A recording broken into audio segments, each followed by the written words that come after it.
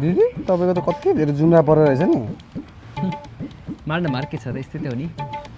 दुश्मन केटाहरु के गर्दै बस्छ होला है दिनभरि तर थाहा छैन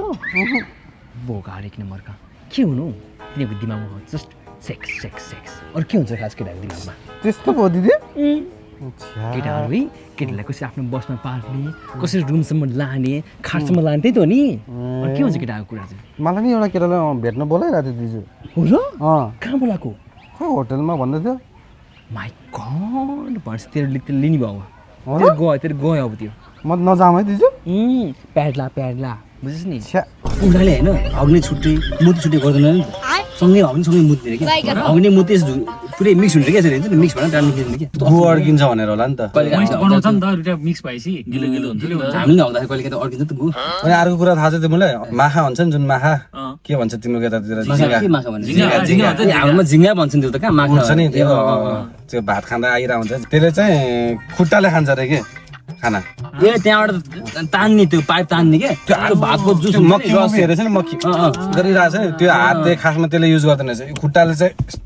गर्दै खाँदो रहेछ तिमीमा त घोडा छ नि घोडा धेरै डढ्यो भने त उड्दो रहेछ नि मलाई घोडा उड्ने त्यही युनिकर्न भावला के त्यो उड्छ भने थियो युनिकर्न अर्कै हो क्या त्यो सिङ हुन्छ घोडाको अगाडि त्यो युनिकर्न भने उडिरहेको थियो त अस्ति